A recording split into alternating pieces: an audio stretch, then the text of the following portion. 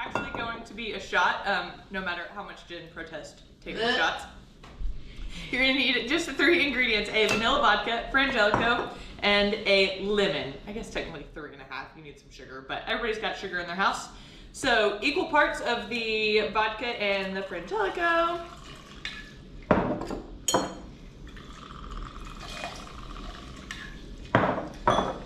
Give that a little shake.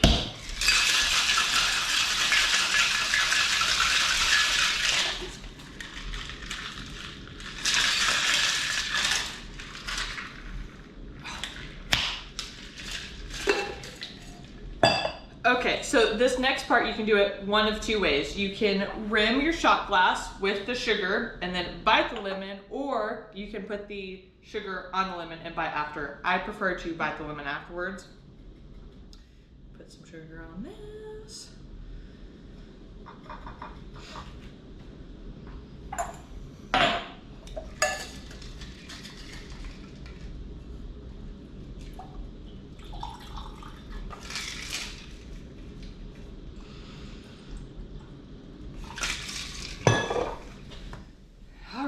There you go. Thank you.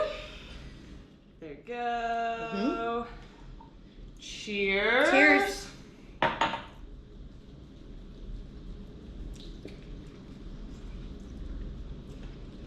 Oh, that's so odd. Yeah. That's not bad at all. I have no idea why. Mm-hmm. I don't know what makes it taste like chocolate cake, but it tastes exactly like chocolate cake. Lemon. Lemon. Yeah. Okay. 5, 6, 5, 6, 7, 8. Welcome. I'm Hayley. And I'm Jen. This is Quick Off the Mark. Today we're going to be talking about Iron Flame, the 2nd book in the Empyrean series. Yep. The first thing that I want to discuss starts like page, 3 after all of the copyright stuff. It's like the dedication, I guess, but it's not a dedication from the author, it's like a dedication from the characters. And it says, the following text has been faithfully transcribed from Navarian into the modern common language by Jessenia Nelwork, curator of the Scribe Quadrant. I give up. Scribe Quadrant at Empyrean College. All events are true, and names have been preserved to honor the courage of those fallen. May their souls be commenced to Malik. Okay, thanks. It's teamwork, babes. Yeah. So first thing, Jessenia obviously lives, and she obviously becomes head scribe. Yes, yeah. But I feel like we kind of knew she was gonna survive only because she's not really out there. You know, she's the homebody. Yeah. Yeah. I mean, she does. Well, hopefully. To be in the middle of things, but you know. I think that this is a great question that Hayley did pose at one point. If you were going to be in a quadrant, like realistically, what do you think that your quadrant would have been? Mm-hmm. And I would say probably like healer or scribe, but most likely I would have gone to the healer. Yeah. I'm not interested in being a writer. I'll be so honest with you. Like, you know, I'm apocalypse happen. If it does, let me just go. It's fine. I don't want to. I've been through enough. I'm a millennial, I'm done. What do you think yours would be? Do you think you'd be a writer? I think I would be a writer. The millennial part of my brain is broken, and it's not that I haven't been through enough, because I've lived through all of it, but I'm like, I could be that. So I think you're like, it's made me. Yeah, it's made me a stone cold killer. Yep, sure has. Yeah, I think I'm over it. Yeah, I missed my calling, and I probably should have gone to the military, but that's a different life. Different Hayley, she was probably in the military. Yeah, but it's about different timeline. Yeah, different timeline. Absolutely, Hayley's in the military somewhere. Different timeline, I'm a stripper, but that's a whole different situation. Yeah. Oh man. So it's not only that she survived, she becomes the head scribe, but also we picked up on that it has been transcribed from Navarian. Yes. So Navarian is no longer the main language. No. Yep. No. So we are being foreshadowed, and it is being told that we have now gone to a different language. Someone else is going to win here. Yes. So I guess it could go one of 2 ways. I didn't think about this until just now, but it could go that the rebellion wins and they're in charge, and yay team. What is it? Quest Squad or whatever that Reddit calls them. So we'll just go with that for right now. Yeah, the Quest Squad. Or, I guess technically, let me recycle my theory from Throne of Glass, which we'll talk about very soon. Everybody dies and the villain win. Which honestly, at this point, I'll be honest with you, because I'm going to go ahead and spoil again. This is a We Spoil Everything podcast, so if you're not here and you don't know the shit, don't watch it. After Onyx Storm, I'm okay with it. Let the villain win. That would make a more interesting story to me at the end. That's so. a hot take. Yeah. I know. Again, I'm over it. Yeah. That part is going to get us canceled. At that point, it would make a more interesting story to me anyway. So I'm not upset about it at all. Oh, man. I'm just going to go ahead and put out there. I didn't even finish the last 20 chapters of it because. Yeah. Done. So, do you have your book? Do you want to read the top part of the first chapter? I don't have my book. What? I'm sorry. Oh, it's over there. Pardon. Pause. Not showing my feet for free here, people. Eventually, we'll get it down and it will be less. No, it won't be less. No, chaotic. we won't. No, it's us. This is the Hot Mess Express. We never get our shit together. So this was what I picked up on. Just a little pre-chapter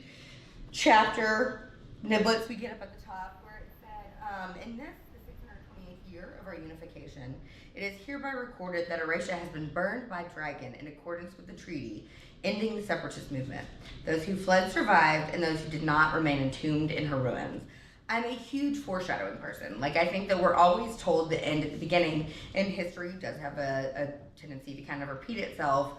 So, them transcribing what happened after the separatist movement, it was burned by dragon, I think very much so relates to the blurb that we get at the beginning of every book, where it's been transcribed from Justinia, that we're told the end of the beginning. Yeah. I think that it's going to be, that's why we don't have a variant anymore. Well, yeah.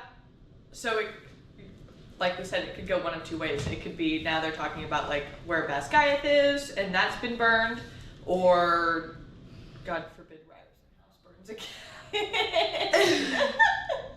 Well, I have a feeling that Ryerson House will be fine. Yeah. I do. Or not. I don't know. We're gonna really see how much. I will say, a lot of times whenever I have those like pre-theories about things that are going to happen, I get so excited because I'm like, I know. I figured it out. And I'm wrong every time, so. Yeah. Movies I can generally pick up on where the ending is going. I will say that this series, and more of like, again, talking about Throne of Glass, I was very wrong about a lot of my theories in that book, so yeah. I mean, to be fair, when you start reading books, you are the vibes reader. Yeah, I'm 100% a vibes reader. She's brought up a lot of things that I'm like, when did that? I don't remember this happening at all. I read the book, I don't remember. I'm sorry to this man. Well, I guess that's why we're here. So the next big thing that was like really glaring in this book is that Taryn talks about how the Empyrean remains divided on whether or not they should get involved with the Venin and the war, and in the first book it's talked about how there are less dragons willing to bond, and so then you have repeats like our buddy Sawyer, but he also says that humans aren't the only ones that are keeping secrets, and obviously everybody does, but I want to know what secrets they're keeping. Obviously how old Taryn is, because nobody can figure out how old he is. He is grumpy gills, and he's supposed to be middle-aged. My theory is that Taryn is older than recorded time. I think that he is older than dirt, honestly. Yeah. I've seen a lot of people talk about how when he starts like reciting his family line to Violet, who's not paying attention, that's just all the names that he's gone by previously. Ooh. Because it talks about, I think in the first book, that when you bond and you go up after threshing and you're like, my name is Jen and I bonded to, who knows what your dragon's name would be, something off the wall, but they go one at a time because everybody else can't know the dragon's full name. So yeah, he's been Taryn for I don't know, 30 years, but maybe he was somebody else before that, or some dragon else before that. Well, not only that, but I mean, Rebecca Yarros has come out and said, "What do you make that? What do you think makes you think that they're telling you the truth?" So Right. true, and I kind of like that theory of this is my alias from my other life. Yeah. Of the previous this person, of the previous this person. Yeah. What else do you think they're hiding? Well, I think obviously about the Irids. Yeah. Which I think they knew about. We can go ahead and bring this up. That you wanted to talk about that one part of how many dragons there are. Yeah, so I have a super far theory. So, in one of the books, not one of the books, it's one of the journals from the first 6 that Violet is trying to transcribe with Dane and Justinia. It says the breath of the 6 and the 1 combined set the stone ablaze in an iron flame, and that's when she's trying to get the wards up. They've gone to Xaden's family home. They've just completely rebelled, and so there are 6 dragon colors that we know of: red, black, orange, blue, yellow, and green. And then there's Andarna, who would be the combined 6. Yeah, was golden and now she's black, but in the book it talks about how much her scales change color. When she is hiding at the end, you can't see her until she pops out. Sometimes she's got this purpley hue. Sometimes Violet talks about how the grass is reflecting on her scales, and she thinks that that's super weird. So I think that Irids are a combination of all of the dragons. Mm-hmm. I don't really know how it works. I haven't hatched that part out. That's a good theory because again in Onyx Storm later we learned that they just kind of appear. Yeah, so they have so much magic. But the dragons have to know about them. This is not an unknown species. So I think there are certain things that they're hiding, whether it be for the sake of dragon life, of the dragon race, or of humans and what they need to know, what they don't know. I think that they kind of think that they know the best, and so it's better if I know these things than the humans don't. Yeah. Yeah. Or maybe Griffin Menon, we don't know yet. Right. I think that they think that they are the all-knowing, all-powerful, so whatever they are keeping secret is either for the betterment of dragon life particularly, but it's just better that you don't know. Right. Yeah. I mean, because who's to say that they're actually putting the world, if you will,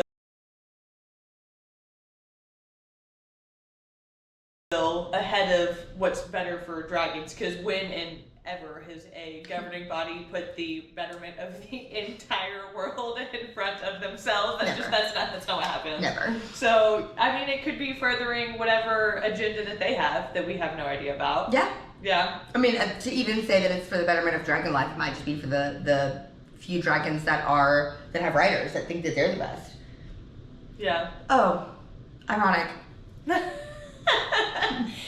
So, since we're talking about Andarna, she, in chapter 18-ish, she talks about how when she was in an egg, and I really don't understand how this works, so maybe you do and you can explain it to me, or maybe somebody out there can explain this to me, but Andarna talks about how she was in an egg for all of these years, and she waited until she heard about a person that had the heart of the brain of a scribe but a heart of a rider, and then that's when she decided to hatch. Was on Violet's 18th birthday.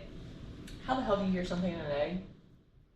Oh, I don't know that part. I think the shell's very thin, but you're just conscious as this baby dragon, and you can hear things that are going on around you. It's the ethereal knowledge of knowing. Okay. The ethereal knowledge of a dragon knowing my person has been born and now she's 18, I guess, of legal age, and I can hatch myself. She's of legal age. Yeah. So that would make her legitimately 1 year old when Violet goes to Basgiath. Yes. I don't know why, for some reason, I thought that she was 2.5. I feel like that's something that she talks at, no, I'm 2.5. Yeah. Or no, I'm 3. It was around that age before she goes to the long sleep. But, So she's not even, she's A child. Yeah. Oh yeah. I was given like 4 or 5. No. She's like a child. Because whenever Violet finds out that she is a hatchling, because she goes, oh my god, you are a baby, and she's like, no, I'm a toddler, and it's like, cool. Yeah. I mean, but that also makes you think. I mean, because all of the artwork we see of Andarna when she's little is like this little baby. Yeah. How would you not know? Yeah. I guess I just pictured her like. I always assumed that she was half the size of Taryn. Yeah. Like, so in the first book, she's like, I don't know. We'll go. I don't know. I'm trying to like relate it to dogs because everyone knows what size dogs are. Okay. So we're going with like mini Aussie mix. Like, that's what size she was in the first book. And then in the second book, when she, like, grows up, she's, like, Great Dane size. Yeah. And then Taryn is, like, Mastiff size. Is what I pictured in my head, like, to scale it to dragons, right? I think it's a horrible example, but I know what you're trying to say. Because I don't think Taryn's, like, as much as a Mastiff. Like, Mastiff is wide. He's more just, like... Tall? Okay, so let's... I imagine that Tara's very sexy. Hey. Okay, well then let's try this. So, as a baby dragon, she's like the size of like a Mini Cooper. And then Taryn is like the size of my truck. Yes! Rebel. That's a great example, yes. Okay. It's a little Fiat, yes. Drag up my truck, a big old Rebel Ram, yes. Yeah. I honestly didn't even think that. I thought it would have been more like a... I'm thinking that And then when she takes the long sleeve and she gets bigger, she'd be like a trailblazer. My car next to your car. Okay, yeah. No one's ever going to be as big as Taryn is, but like, No. I assumed because she didn't know that she was so young, she would have been mid-size. Right, but she's not. She's like a tiny. No, I don't think that's what I think she was mid-size. I think that that's just artwork on the internet. Well, I mean, that's true. Because they want to make it cute, because she's in the front and Violet's on the top, and little car seats for everybody, but I don't think she's that cute. I think that she's a fucking dragon that looks like a dragon. Yeah. They are car seats. That's exactly what it. Let's not lie. Yeah, she definitely gets a little car seat to fly around everywhere. Mm-hmm. Yeah. So when she goes into long sleep, you were real worried about her. I was. That was the one part where I thought maybe she was gonna wake up. Because I remember feeling that it went on and on and on forever. Mm-hmm. You know, like, and she kept asking, well, what's going on? Oh, she's still sleeping. Oh, she's still sleeping. Mm-hmm. Well, that usually means that they're dying and no one wants to tell you. Yeah. And then Violet had to pay for it because she didn't reveal the secrets that weren't hers to reveal because humans as a whole, I guess, don't really understand, like, the dreamless sleep, because then they would be bonding to a whole bunch of hatchlings because they have that special ability when she like slowed time in the first book or whatever. So then that's putting the Empyrean in danger. So she's just gotta like hide it, and Varys is an absolute dick. They made her wake up in human time. Like, say you bonded to a hatchling that never woke up while you were alive. What do you do then? Yeah. And also they talk about how you can't bond with it when it's that young because it affects the ability of the dragon and the rider both. Right. So like that if they had known that she was that young, they probably wouldn't have let Violet have her. Yeah. Yeah. Mm. And then Violet just has to pay for it because she's like protecting Andarna. And Varys is the worst. Yes. Literally the worst. Yeah. Yeah, but they had to bring in someone to be kind of more of an antagonist in the storyline to move it along. Yes. Which I will say, at least the one thing that they're very good about in this book, because I feel like it dragged a lot at the beginning and fourth wing on exploring dragons the entire time. And this book, they were very good about keeping the plot moving along. Oh, yeah. I 100%, this is my personal favorite book of the series so far. One, I think that Zayden is never hotter. Mm-hmm. We'll get to that in a second. Like, very much so, the plot moves fast. New characters are brought in, and there's a reason for them. We're not just getting them for no reason. Mm-hmm. Yeah. Yeah. And so I think that Varys was brought in as kind of an antagonist, and also that antagonist that brings us around to the venom of it all, the Jack Barlow of it all. Yeah. Thank God he didn't have very long. It wasn't very long-lived, though. Well, that's another good thing, is when you bring on an antagonist like that, kill him soon. Yes. to kill him soon. It's Yes. either gotta be a slow burning guy where we're like, oh, we didn't know it was bad, and then bam, 3 books in, you're like, oh, he was the ultimate villain. Or you bring him in loud and proud and clear, and then we just fucking kill him and we're done. Yes, Yeah. because we all know what's going to happen. We Right. all know that he's going to die. Move the plot and then die. Yeah. But Yeah. So, speaking of that, I hope that Colonel Atos dies in book 4, but that's, I digressing a little bit. unfortunately think that there's going to be a redemption arc for him as well. I think that he's going to be the mama of it all, which we haven't gotten there yet. But again, I think that he will probably end up sacrificing himself at some point for Dane. And it was like, I was trying to be good all along. It's like, no, you weren't. Oh, God. But I don't think that he's going to be killed off. I do think that he's going to have to perform some sort of a self-sacrifice. Do we even know what his signet is? Is it of any use? Probably not. He probably has nothing that he's just self-importantizing himself. Oh, that's fantastic. I super, super love that. He's just a man. I guess. Well, I guess since we're talking about Dane, I think he has a good redemption arc, and I think it really, really starts in this book. I agree. Had you asked me before Onyx Storm, I think that I would have said fuck this guy because the worst, You like, oh, it's pull it out and let's see who's bigger at this point. But I do think that he realizes that he was trying to be with Violet for selfish reasons or trying to make that work or trying to be her protector for selfish reasons that he actually, and I think that he's trying to rebuild that friendship that they originally had, Yeah.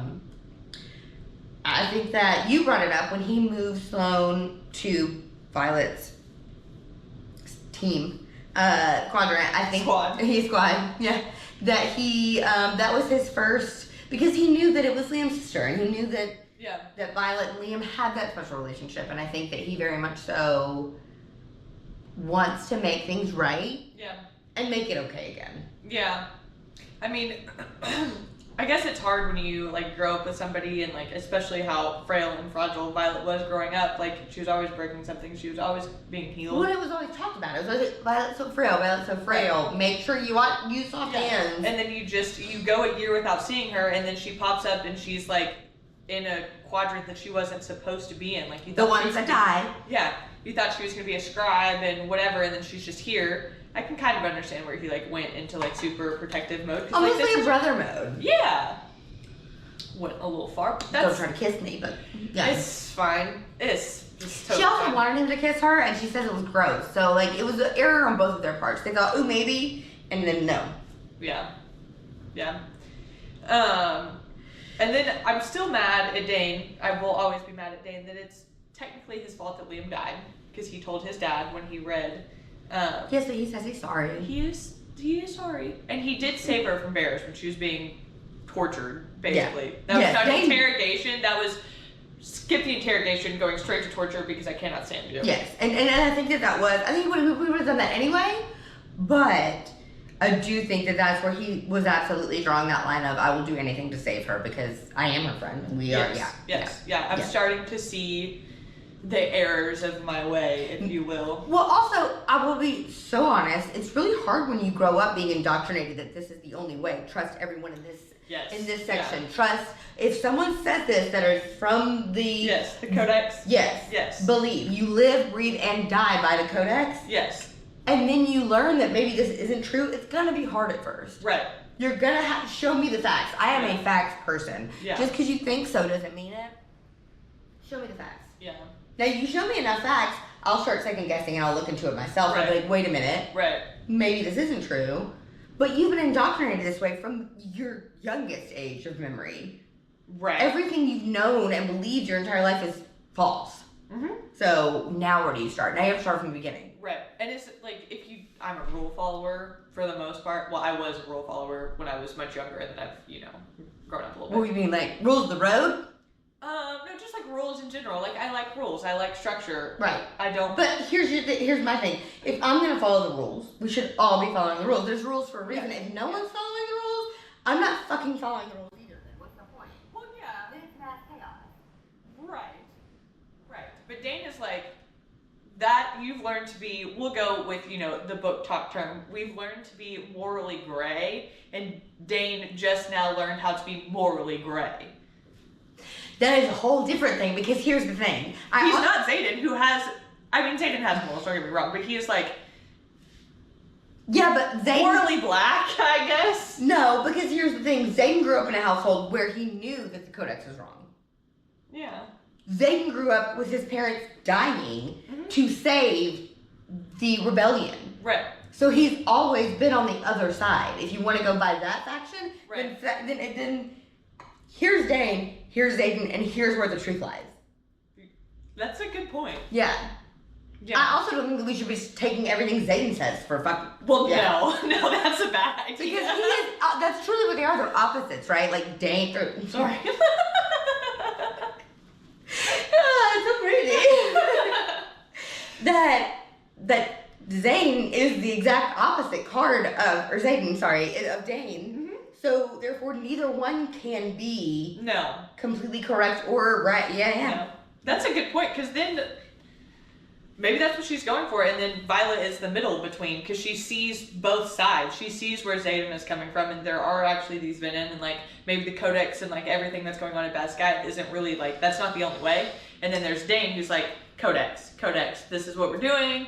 The Griffins are bad, yada yada yada, and then Violet's like, they're not all bad. Well, I think that that's exactly what it is, you know, because when Violet first finds out that everything that she's known isn't true, and Xaden says, open your eyes, baby. And she, like, jumps all the way into the deep end because she's like, oh, my God. Yeah. It's all fake. So she just goes so hardcore. And she's like, how does Dane not see this? How does he not understand? Well, babes, you were just there. Yeah. You also just had to be talking to this. What are you doing? Yeah. So, you know, and then around in this book is when she comes around and says, wait a minute. I need to stop and explain it to him because I also had to be explained. Yes. But we all do that. That's human nature. Right. To, you know, when you find out something, you're like going all deep in. And you're like, how do you guys not see this? And then you kind of realize later, you're like, I also have to be shown. Let me show you the same way I was shown. So. Yeah. And then after she shows him, he does jump back into being like the character that I think we all first liked in the beginning of the book. Like she gets there and she's so excited to see him because like she's his childhood friend and like they've grown up together. So I think after he sees like what's actually going on, he becomes like that person that we wanted him, or that character that we wanted him to be again. Because when they are hiking up the cliffs outside of Eratia, that like the flyers, which are the Griffin riders, and then the team, it's like their version of the parapet, because no, I'm not going to trust you because you didn't go through what I went through, and you're not going to trust me because you didn't go, like, right. No, it's the hazing of it all. Yes, and obviously one of them has a much more violent initiation into this, if you want to, because the Griffin's riders, they just jump off a bridge, and if they land on a Griffin, great. If they don't, then they just, like, swim to shore and ta-da. But, like, if you fall off the parapet, you're dead. Yeah. Yeah. God rest your soul type thing. So they're hiking up the cliff, and Kat, which was Xaden's ex-girlfriend, who... Yeah. She gets a little bit better. She gets her redemption arc too. Apparently everyone does. But... Yeah, she's rough. Anyway, so they're hiking up or whatever, and there comes a spot that they can't get through or whatever because it's obviously booby trapped. So nobody can, take the castle again, if you will. And Kat is being her normal self to Violet, and Dane steps up and he says, "Take one step towards Violet and I'll throw you off this fucking cliff." Unlike Ryerson, I don't give a shit who your uncle is. And when he said that, I was like, yes, we have made it back to the plot. Dane is my favorite again. And then sweet little Sloane is like, I'll do it just for fucking fun. I don't like you. Yeah. At all. And I got nothing to lose. My brother's already dead, so off the fucking cliff you go. Yeah. I think that was like the final like peak up over for Dane's redemption arc, is like that's the top, and we're just gonna keep going from here. Yeah. I agree. Yeah. So since they're, in a completely different sector of the world, I guess they have to have some kind of structure, so then they make them go to class all together. But because Violet is so freaking unhinged. And the Griffins riders and the Dragonflyers are all now going to class together. Yes, because they're all in this giant castle and they're trying to keep them from... Yeah, and they're trying to keep them from killing each other because tensions are still high. And like, I feel like a lot of the deserters were like, this sounds like a good idea. And they got there and they're like, oh, well, what did I get myself into? Yeah. Oops. Yeah. I mean, that's going to happen. There's going to be tension. Yeah. You just got to get over it. All it takes is a group of 2 from each side for it to become friends. Yeah. Now we're all one. I don't think we've made it that far yet. No, not yet. 3 books in. It takes a while. Yeah. I'll live with you. I won't like you. Yeah, exactly. So Felix becomes like the Signet instructor, I guess. I don't really know how he got that position, but I find it super interesting that when he's training Violet, one of the first couple of times, he tells her that she is, she wields pure power, but it takes the form of lightning because that's what she's most comfortable with because her mom was a storm wielder. So she can wield anything, right? That's what he means by pure power. Mm-hmm. So in the next book, is she going to start wielding? But I don't think she really listened. I think that she's the problem. It's something that we will find out later. If that means what we think it means, and theoretically, she can yield anything she wants to. Zane would be the amplifier. We can blow the world up. Mm-hmm. That's what we should. Just we can. Yeah. But I also understand, plot of the book, you've got to have things that people work on, but I don't understand why she's so bad at it. She's so bad at wielding lightning. She can't strike for shit. I think that it just goes back to what she's comfortable with. And I think that that's the only thing. She's been around her mother. Her dad died a while ago. Yeah. So she's seen her mother yield the weather. That's what she knows. That's why she's bad at it. She doesn't really want to do it. It's like if your parents have always been in one line of work and you're really freaking bad at it, but you're just doing it because you know it's what you're supposed to do, then you do it, and you do it bad. Yeah. Then you find out what you're really good at, aka dreamwalking in Onyx Storm, and you do that. Yeah, I don't know if she's so great at that either, but... Well, we don't really know yet. Yeah, we don't know. But it seems like it's all or nothing. Well, she has no control. Period.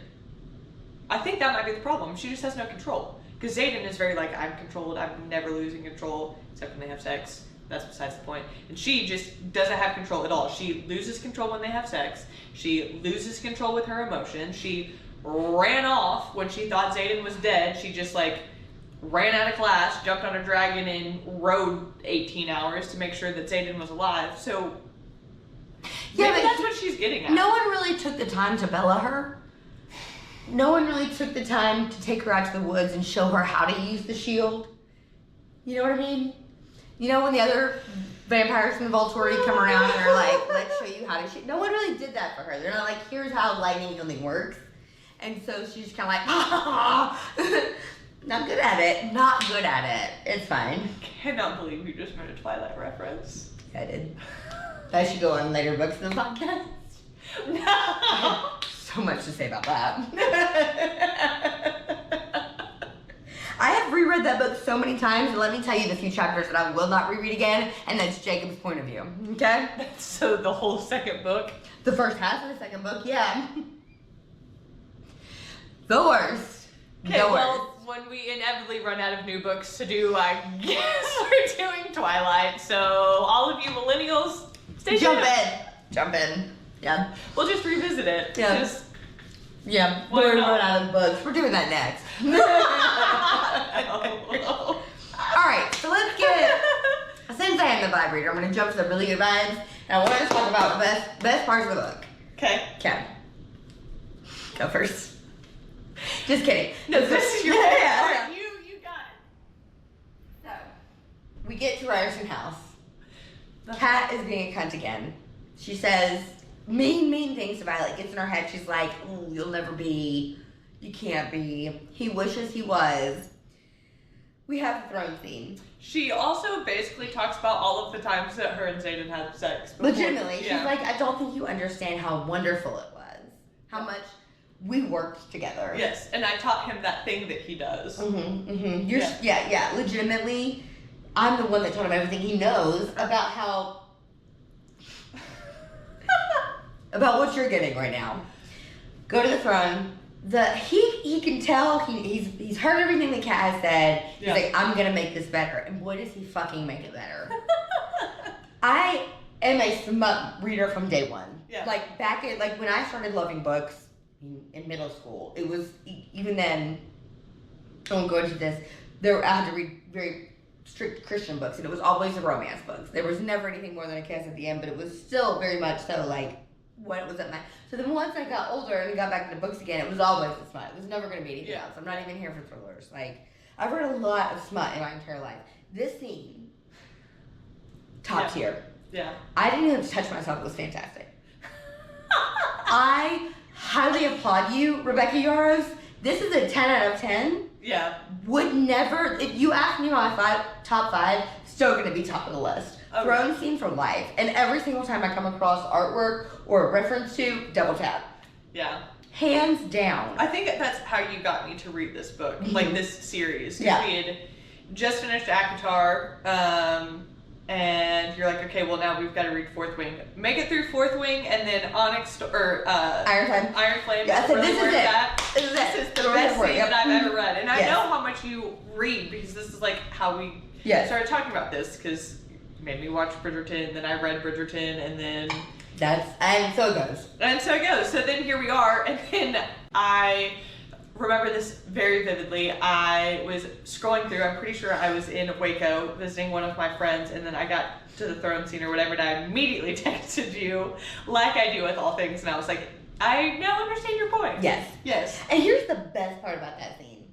Is it's so giving, and she's ready to now give her part. He said, it's not about me, babes. It's about you. I was literally just doing this because I could feel and hear everything that was going through your head. Right. I wanted to reassure you that no one else is going to sit on my throne or my face except for you. Yes. Yeah. Then our queen bee walks out, as one does, because damn it feels good to be a gangster. Walks out and goes, thanks for teaching those cool tricks. Yeah. I'm really benefiting now. Yeah. Yes. Mic drop. Yeah. Mic drop. Babe, sometimes all it takes is a little cunnilingus and everything's gonna be fine again. Yeah. Men, this is for you specifically. Or women, whatever. However, listen. Reassure me and we're good to go. Now I'm gonna ride on top of the world forever. Yeah. And some people, like, their love language is not words of affirmation, but occasionally... It's acts of service.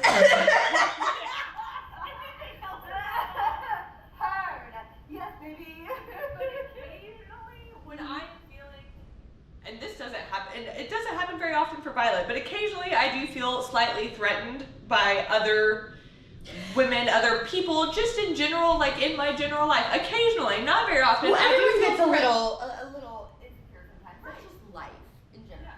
But all it takes is your man putting you in your place and like making me feel great, or your best friend being like, it's okay, she's a cut, move on with life. Yeah. It's not, you can say all day this, that, and the other, it's doing it.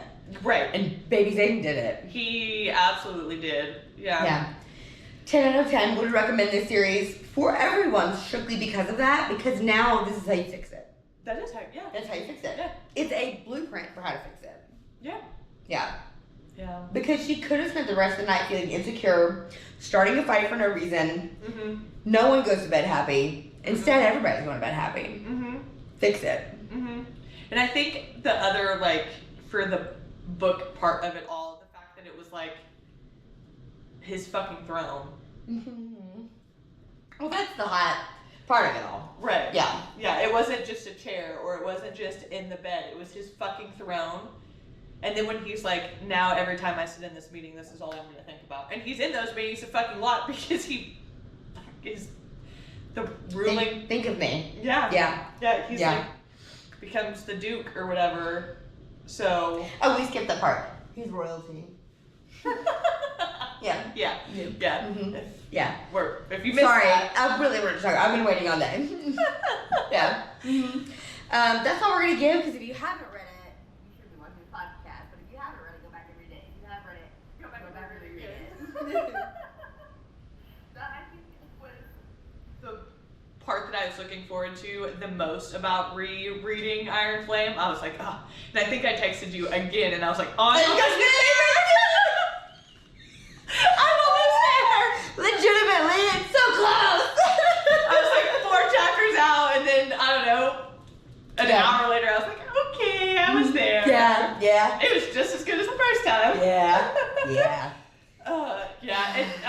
That scene alone, Rebecca makes up for killing Liam. Oh, well, yeah. Yeah.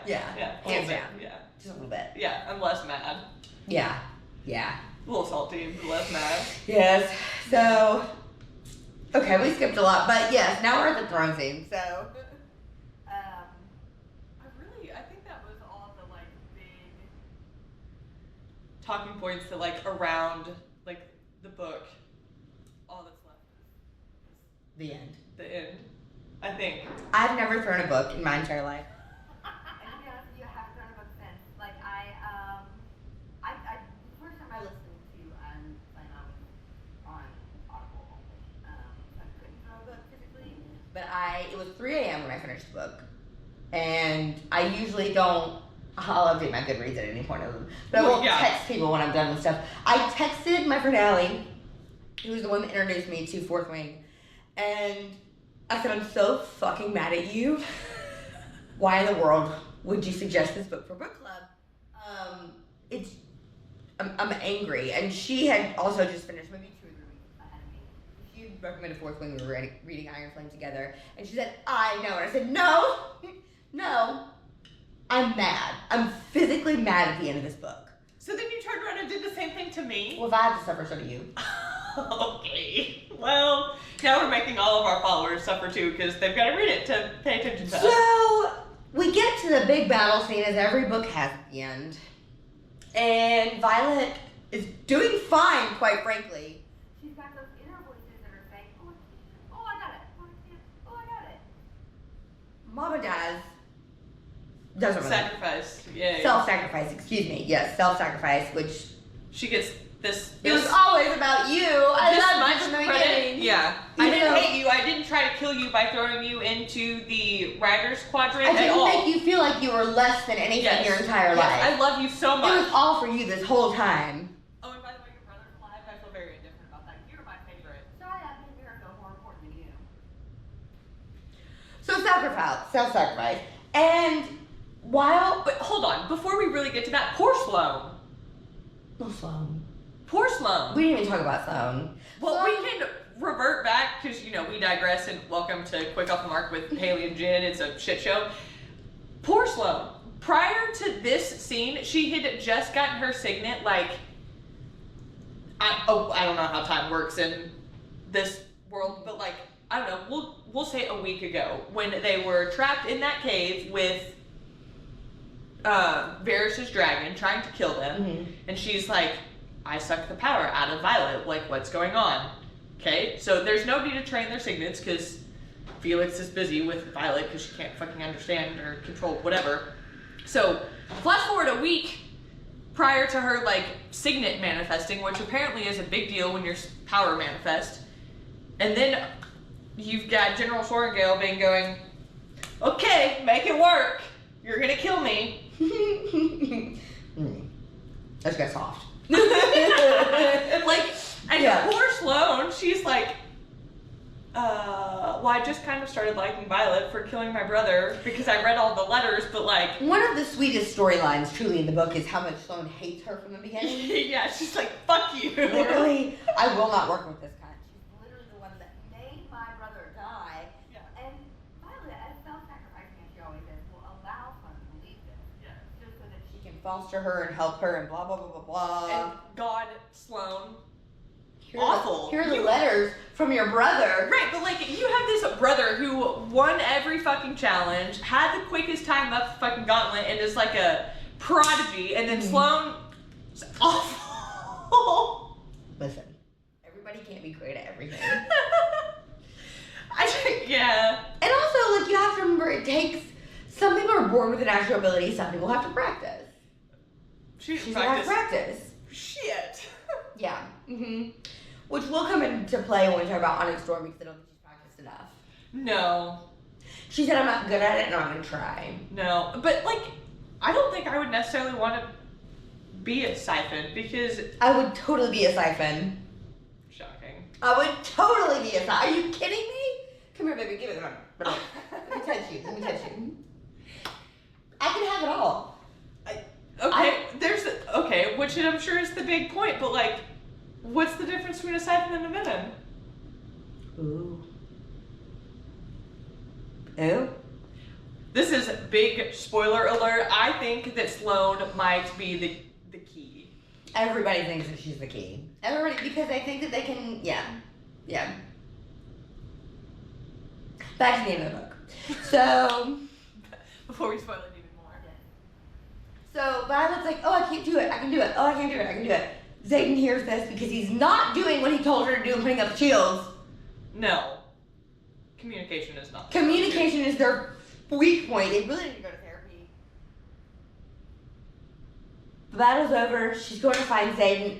I have to tell you everything I happened with my mom. Blah, blah, blah. Gail's there. Gail's like, be gentle. It's the Gail? Is saying be gentle? She's rougher than Taryn. And Taryn is just grumpy, but Gail is like, don't yell at him. ah! What do you mean don't yell at him? You picked him because he was relentless? You're telling me don't yell at him? What am I walking into? What am I walking into right now? Yeah, you picked him because he killed somebody at thrashing because they were bullying Garrick or Bodhi, whichever one. He was just like, you don't bully my brother, cousin thing, Slit. Oh, yep, that one's mine. I'm gonna bond with that one over there. But now you're like... They have a whole conversation without her looking in the eyes. I know that you're guilty the minute you don't start looking in my eyes. Yeah. They had a whole conversation without him looking in her eyes. And then he says that bullshit line about how long does it take for somebody to fall out of love. I'm not quoting it correctly, but you know what I mean. That's a totally different scene, but yeah. No, how long does it take you to fall out of love with me? And she looked at him in the That's eyes. when she figures out he's an intrinsic. No, that's at the end of the book. I'm betting money that it's not. The first time that happens, it's because she finds out that he's an intrinsic and that he's been reading her emotions and everybody's intentions. I guess I can have the book right here. Okay, well, pause while she scrolls through this. Who knows how long Oh, it's going to please. take. Insert the SpongeBob meme. 5 hours later.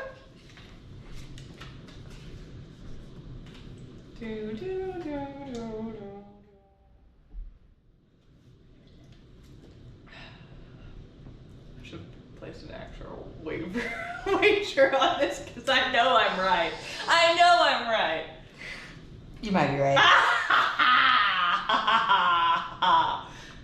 I'm right.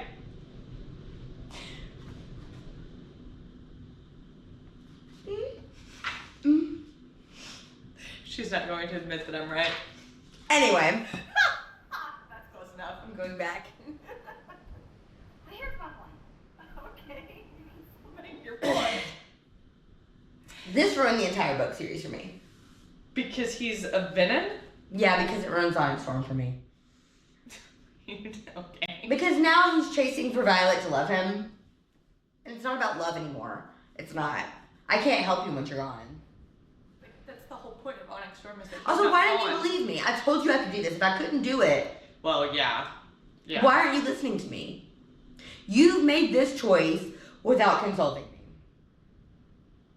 And now I have to live with it because I've chosen to love you. I've chosen that we're doing this together. You and I are literally leading a rebellion together. Yeah? And now I have to keep the secret that you're actually going to be part of the enemy, the thing that we're fighting. Because you didn't trust me to be able to do the thing that I said that I was going to do. Mm-hmm. Yeah. And at the end of the day, Violet would have chosen him to stay Zayden and not turn venom and let her die. Yeah. Yeah. So, That is the ultimate flaw of this book. While it's still my favorite book in the series, and I still do love the series. the ultimate flaw in this is that I told you. And I would have rather me die and you continue to fight the battle for humanity than become the actual thing that we're fighting.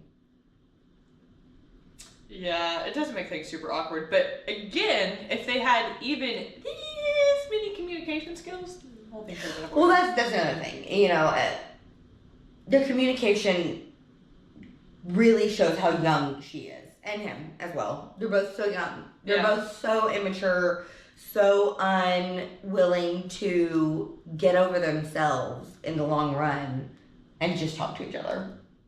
Mm-hmm. You should know what I'm feeling. Or I'm going to hide things from you. Like, both of those things at the same time. Well, he should definitely know what she's feeling because he can read her fucking intentions.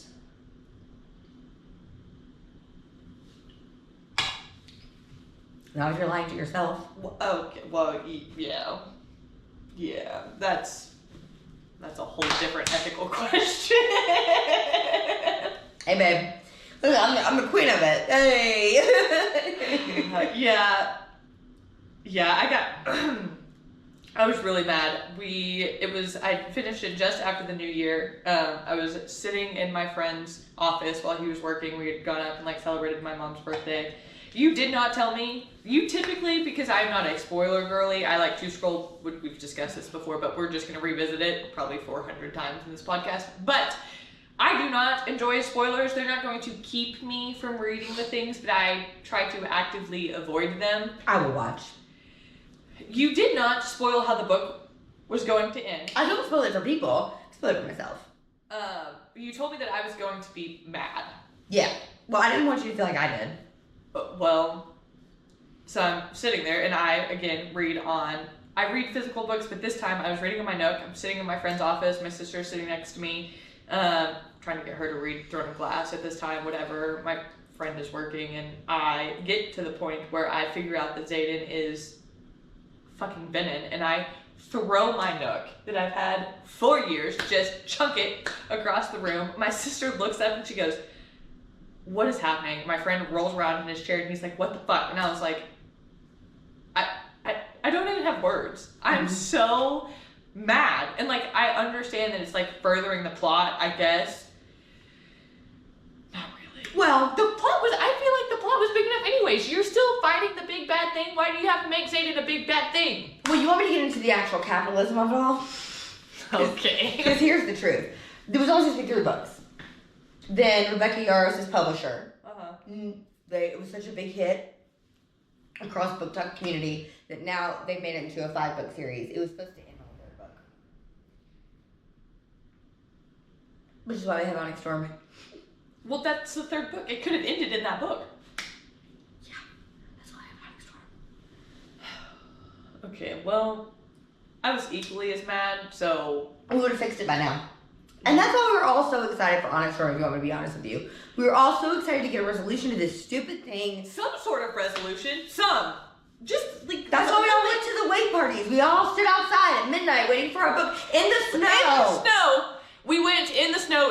We live in Texas. For those people that find this, that are not from Texas, that are not our friends and family. We took days off work, Rebecca. We did. We both called it our job. It's fine. In the snow, we got in my truck, drove to Barnes & Noble. I went to Barnes & Noble 3 weeks prior, reserved 2 books for us. I had to lie about reserving the books because you could only reserve one. So I walked in, walked back out, walked back in. Big Thanks. fan. Yeah, great. You're great. Yeah. Then we go to the midnight release of this book. We were unprepared. Everybody looked so cute at the Austin Barnes & Noble. The outfits were adorable. We're doing adorable. Hands down. I could have at least braided my hair. So cute. All of you that dressed up, that will be us next time. We're going full geek. Yes. We wait till midnight. We go get this book. It's snowing outside in Texas. Start reading at 1:30 a.m. So it stayed up till 5, 6. Yeah. The sun came up. Yes. I was like, it'll get better. It did not get better. Did not get better. There is not a single spoiler, big, huge spoiler alert for Onyx Storm. You have to read it though because we had to read it, so you've got to read it. Heard. That's how bullying works. Not a single resolution. Not even a little bit. Nothing. So next week we're gonna talk about Onyx Storm. Yay! Just come back for a bitch fest. Yeah. Yeah. It's I have, and you do too. I have a very high reading comprehension when I read things. I understand where it's going. I see all of the theories, whatever, because I get the theories, you're the vibe, whatever. I spent that entire 600 plus page book lost. Oh, there were no vibes. No. Oh, well, there was one. Moving here? Mm-hmm. Yeah. So. Who are these people? If you follow our Instagram, you will notice that I've been. Please do at Quick Off the Mark Pod. Yes. Name drop. I've been making reading guides to prepare you to read for Onyx Storm. Because I read both of them, Jen read both of them, and when we were reading Onyx Storm, I was fucking lost. I had no idea who anybody was. We just randomly started calling people by their last names. Mm-hmm. Also, we go from violence to love, which I'll talk about that next week. Yes.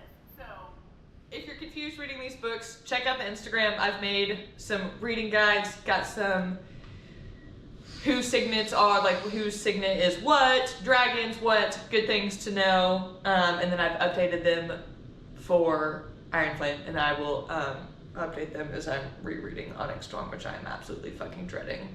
We'll get to it when we get to it. I've made it 5 chapters. Anyways, Okay, love you, bye. we're not done. Oh. We're almost done. Thought we were done. No, it's still on the rant. Okay. So Nolan, the head healer, if you will, healed Jack Barlow. Fun fact, Jack Barlow is not dead, in case you've made it this far. Oh, yes. Yeah. He makes a great return. Yeah. He's Venom. Yes, yes. I don't know exactly when he turned Venom, but, After he died. yeah. So Nolan heals him, mends him, because Nolan is a mender. He's the highest mender. Yes, he talks about how hard it is to heal a soul, and he's been at it for months because he was healing Jack, although I guess it didn't work all the way. So maybe this next part is invalid. So Brennan is also a mender. Mm-hmm. In theory, could Brennan mend that part of Zayden's soul? That's what they try to do. He can't do it. They try it? Hmm? I missed that part. Yeah. They Okay. talk about that in Onyx Storm, sorry. Well, I don't tell you, Zayden, you must be fucked. Yeah, and Brennan can't fix. Mm-mm. No? No. Yeah, I'm sorry. Yeah. Damn. Ben. I think I missed that part. Well, so this is irrelevant. Oh well. Okay, love you, bye. Damn. Yeah, that's in Onyx Storm. He knew that. Uh-uh. Yeah.